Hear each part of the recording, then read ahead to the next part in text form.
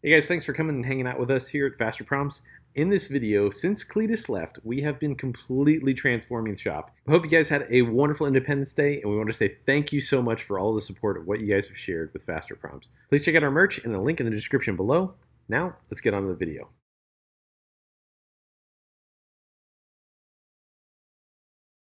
Well, there she is, old Tinkerbell right there. New toy. And this is the gentleman we got this from. So this is Wade. So you got something. Yeah. So after watching our video, after watching multiple OSHA violations here. Oh, sweet. So you actually got like the real deal here. Hey, you just happen to have one just... Yeah. Oh yeah, dude, that's awesome. A little bit safer on that? Yeah, I'm sure. Got plenty of places to strap a ratchet strap to. Heck yeah, send me to the moon right there. I'm all right with that. So allegedly going all the way up and then moving around is a big no-no. That's Yeah, we've never moved around all the way up. yeah, it wasn't too bad. Yeah, when we get the shelving units and all that, be able to just move stuff up and just go huck it from there to the shelf. Go up there with a transmission or a block and just put it on the shelf. The ballasts that we have to change in the lights. There's multiple ballasts that we had issues with. It's completely died. Oh, did it? Yeah. Heck yeah, that's gonna be awesome. Tinkerbell. Tinkerbell? Yeah, there it is. Yeah. People were wanting to pit the Hister versus the Yale. That's a heavy duty. Yeah, I mean, it might be able to move more, but I mean, you think you're quicker? Definitely. Oh, and yeah, one of the other recommendations was always have a backup for your propane. Now, how many hours do you usually get out of one of those, Dink? Really lasts about a week of full production. So 40-hour week, you say? Or okay. You got like a couple hours under your belt. You ain't doing bad. I'm pretty impressed. I'm pretty impressed, honestly. Better than I would have fared.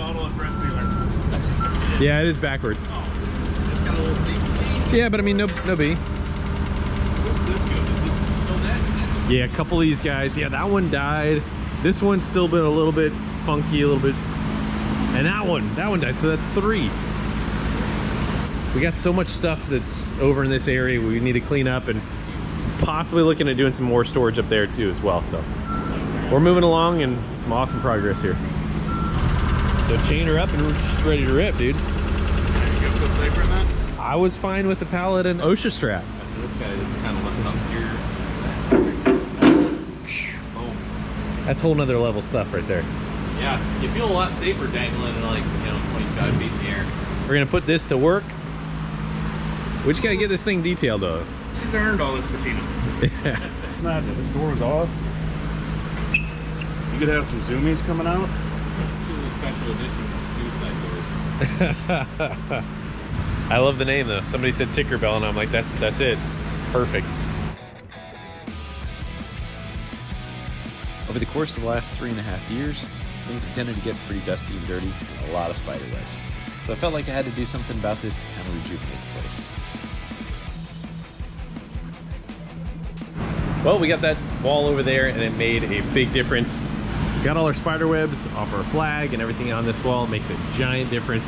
So much cleaner. Many times you get on me about my cleaning kicks. I'm proud to see you clean it. Oh boy. I got something else that's honestly, this has irked me forever. Anybody that has a shop or anybody that deals with roll-up doors, this just bothers me. You're looking at all that dust. Anytime you touch it, it's nasty. So we're gonna go do something about that.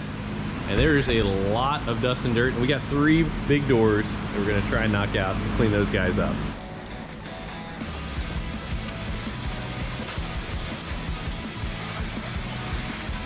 Well, this part was dirty when we moved in. It seems to me you can almost tell the age of a building by looking at the doors because nobody ever cleans them, it seems like.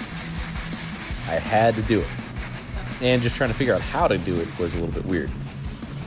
But we eventually figured it out, got a nice blend of some super clean and some water, and made all the difference in the world.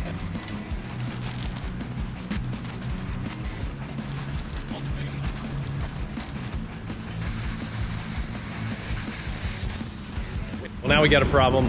Hose can't reach this one, so we're gonna have to do this one all manual.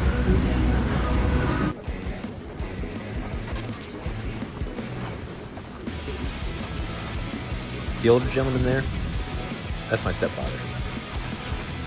He had the right tool for the job. And I was sitting there trying to clean it, and I was dumbfounded at how terrible of a job I was doing. So I had to grab his brush and outdo him. There's no way I was going to let him outwork. I don't know about you guys, but to me, watching this, it is so satisfying seeing that thing get all cleaned up. Most certainly brightens everything up in the building.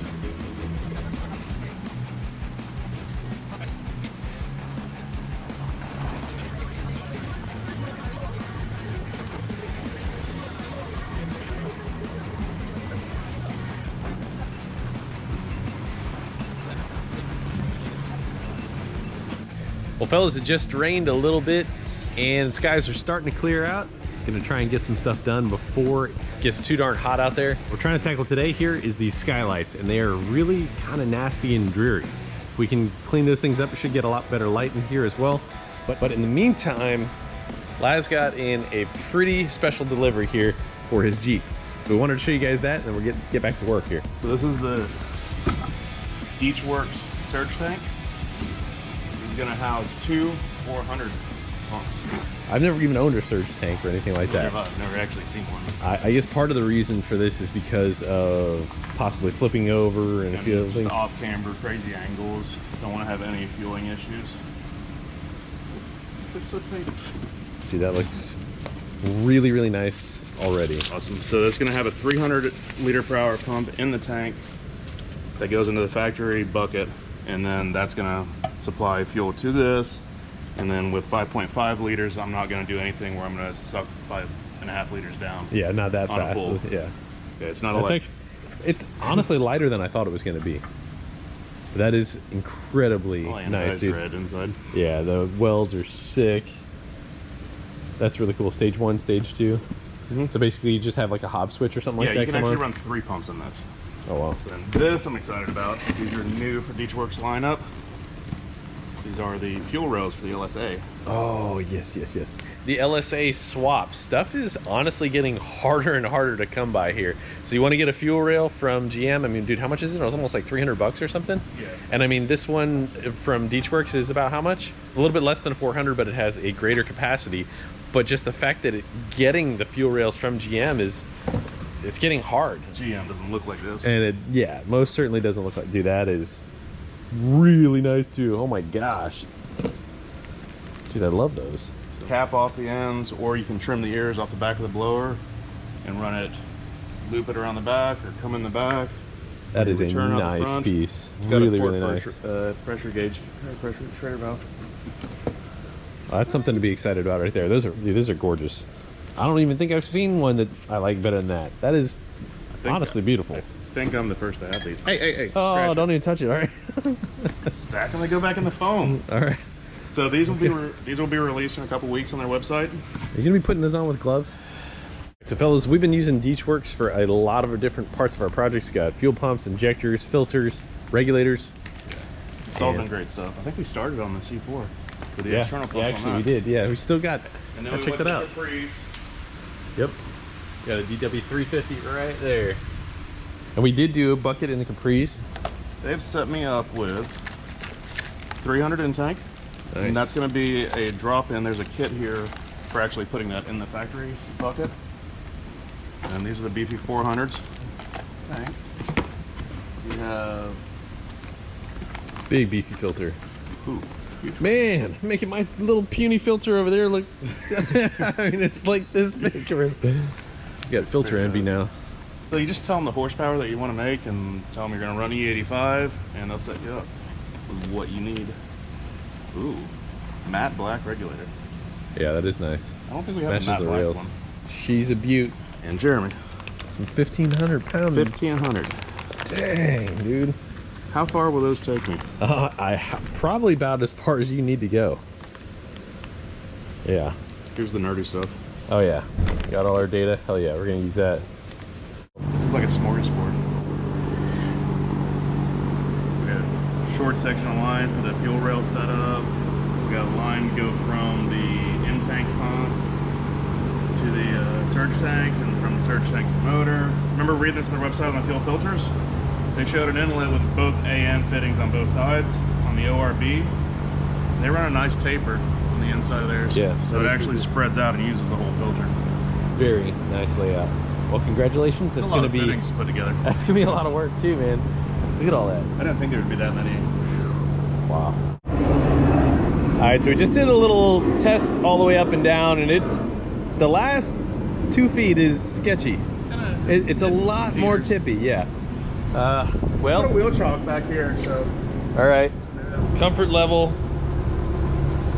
is not there today. Like we're going higher. Second floor, lingerie. Get you. Oh my gosh, yeah. Oh. Oh yeah. All right. That is definitely sketchy though. There's no lie about that. Well, it's a whole different view up here. I will say I would like to be up here a lot more often. You could really see a lot of stuff pretty far. Well, let's get to it.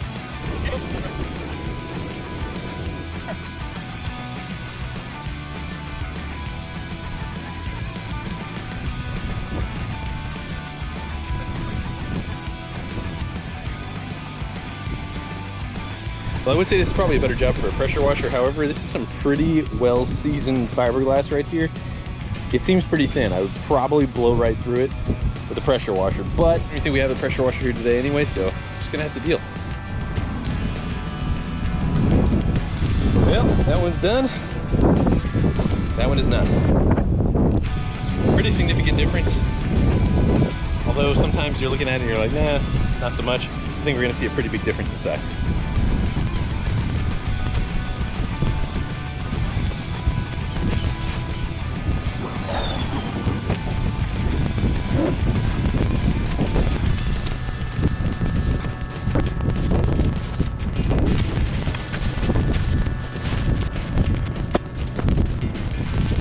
A little bit of movements right here, they definitely make you that sinking pit in your stomach. Yeah, got that.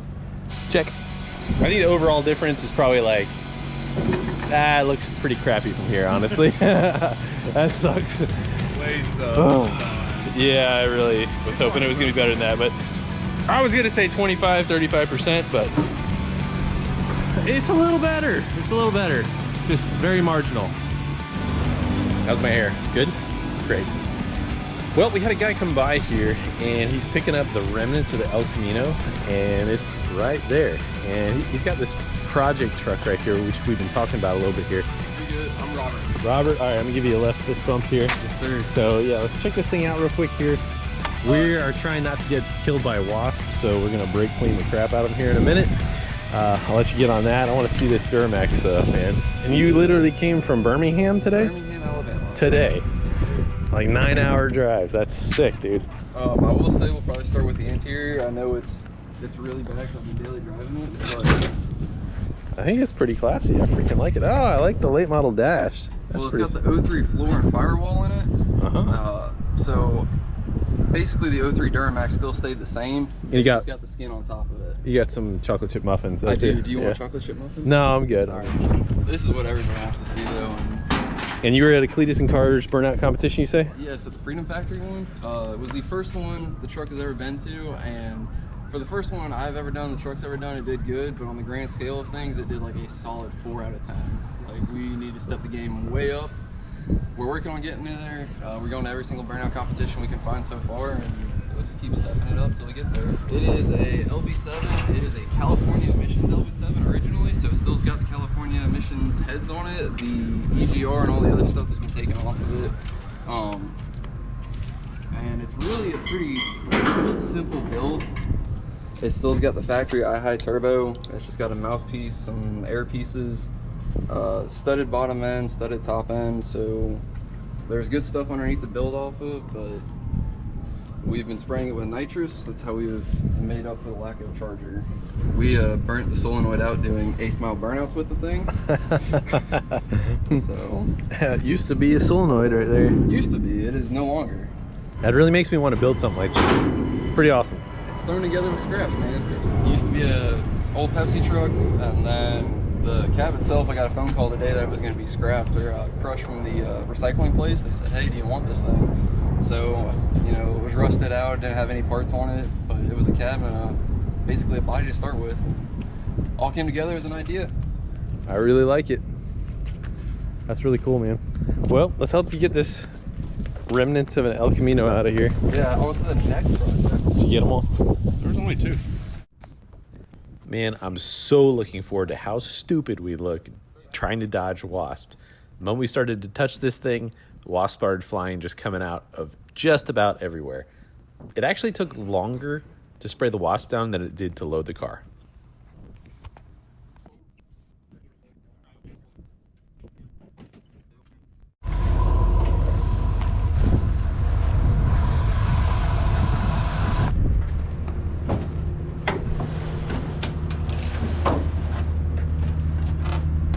Heck yeah. Dude, that'll work. That'll ride all the way out. What are you planning on doing with it? I plan to build it into a Cleetus and Cars burnout rival, because the truck is kind of what we were going for right now, but I still use it for towing and daily driving and a whole bunch of other miscellaneous stuff, so I want to build something that is strictly for burnout rivals. What do you plan on using? So I think we're gonna have kind of like a shop discussion, because I want a couple other guys to help me. I want some of the Cleetus community to help me with it, but Yeah. I would like to put a 6BT in it because I'm a diesel guy. I wouldn't be opposed to putting like a rotary in it, so a 13B, just something that you don't see, something different, Yeah. and something that I haven't done before. So I've done small blocks, I've done big blocks, I've done LS's, I've done Duramaxes. I haven't done a Cummins, I haven't done a rotary, or whatever weird power plant people would like to see in a Camino. All right, well, look forward to seeing the future, man. Yes, sir. It'll be a while. Well, guys, we got some pallet racks coming in right here, and that is freaking gigantic. That is 16 feet. We're gonna build that out, trying to get everything up off the floor. We just got a ton of tires, and we actually have a full trailer full of tires that we got to be able to get up and out of the way. And actually, so over here, we have a leftover rack for when I bought the dyno. I got a bunch of racks. I sold some of them off. I have one, but we don't have any screens, so we're actually going to put one up right here. We got to get all this stuff up and over. So we were also going to get another rack in here. Doesn't have that today, but we're going to do what we can to try and get all this stuff up and over. Get a little bit more floor space. We're definitely trying to totally clean everything up here, but I think at the end of the day here, this is going to be night and day. And we're going to gain a lot of square feet. We're gonna have to like take a truck and run around the neighborhood and pick up pallets.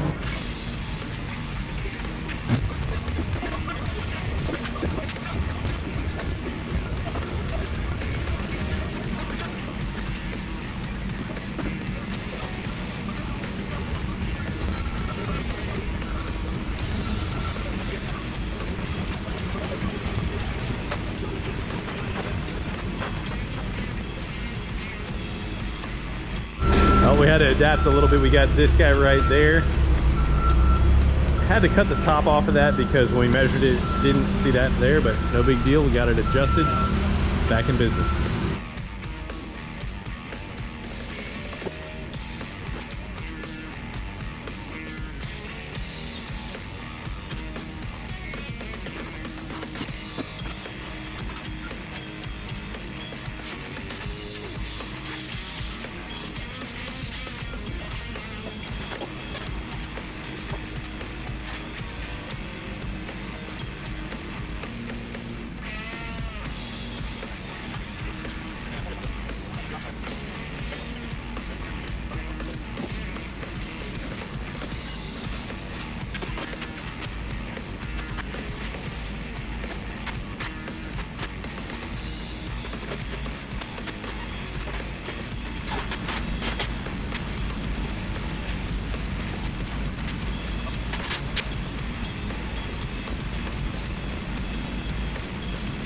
I gotta agree with you. Definitely Legos for grown-ups. It's pretty awesome. I like how we moved this all out so we still have a nice little walkway right there. That is fantastic. We're gonna start loading these guys up on there, get them off the ground. I really miss my mirrors that I was using for dyno tuning because I haven't been able to see because we had all those tires there. So I usually watch for spark knots, watching out the exhaust of the car, just making sure that's okay. But I haven't been able to see it for a long time, so get my mirrors back. Laz is getting so good with the forklift here. All right, so this is some of the shelving that we got when we got the dyno a couple years ago. And it's been sitting outside, kind of getting ruined. Out here now, got some of the other legs starting to rack up right now. Pretty much a pro now. You're pro forklift guy. The forklift has all the experience. I don't, but it does. Yeah, I'd like to hit those guys with them. I think we should flat black them real quick. That's a lot. Dude, there's gonna be so much room for activities. Oh, you almost got tired. You got stuck in here a little earlier, didn't you? I don't know if you're gonna. I don't know. Does this make you feel industrial? Go-karts. Dude, you're moving this thing all around like really impressive. The adjustments are coming at you, and you're making the right adjustments quick. Dude, this thing is awesome. Somebody told us a while ago, they were like, once you get a forklift, you're gonna realize, how the hell did I get by without it? This type of cleaning really helps you get an inventory of what you have, what you need, and what you don't need. So we got sets of tires for my wife's Escalade, my dad's C4, for Ben's V3, even a set for the Miata.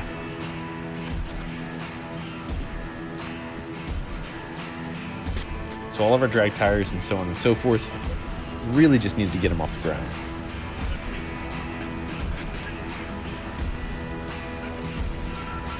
Truck Silverado tires were insanely heavy, and now we got a ton more room. It's amazing how much more space we got just putting these up on the racks. Well, as I was hugging those tires up there, these guys are making really quick work of our old rack there. A little bit of rattle can, looks good from far. So on your own personal racks, you do some rattle cans sometimes? Sure. Confess. I don't paint them. Dude, that is freaking awesome. That's gonna be able to pick up all this stuff right there, be able to put it up there nice, clean, safe, not getting dirty. Getting more square foot. Love it.